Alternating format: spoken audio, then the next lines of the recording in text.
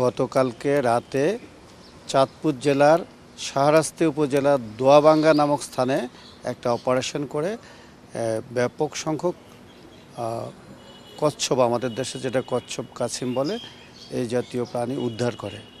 এর মধ্যে ৩ ধরনের ছিল। একটা ছিল সুন্দি কাছিম, যেটার মাংস ব্যাপক বাজারে বেচাকেনি হয়। আরেকটা হলো করিকাইটটা, আরেকটা হলুদ কাছিম বা হলুদ কাইটটা। তো এটার সংখ্যা ২৫০ হবে, ২৫০-৬০টা, বাট ওজনে হবে ৭০০ কেজির মতো, যেটা ২০ মনের মতো।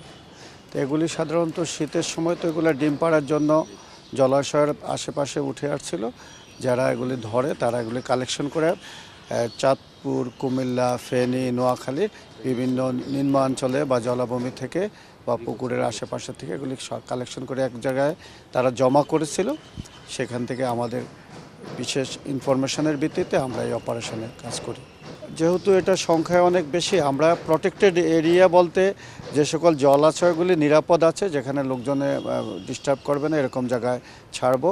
এখানে বিশেষজ্ঞ ছিল আজকে অনেকেই, জাহাঙ্গীরনগর ইউনিভার্সিটি, ঢাকা ইউনিভার্সিটি বা আমাদের বন বিভাগের ঊর্ধ্বতন কর্তৃপক্ষ ছিল। সবাই মিলে আলোচনা হচ্ছে যে আমরা যেমন জাহাঙ্গীরনগর ইউনিভার্সিটির ভিতরে কয়েকটা লেক আছে, সেখানে ছাড়বো।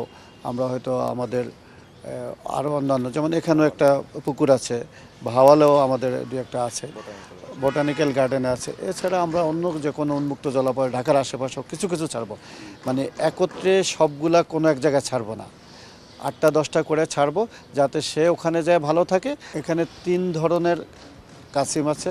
একটা হলো সুন্দি কাছিম, এটা আমাদের দেশে ব্যাপক বেচা কেনা আগে হইতো বা মানুষ খাওয়া দাওয়া করতো।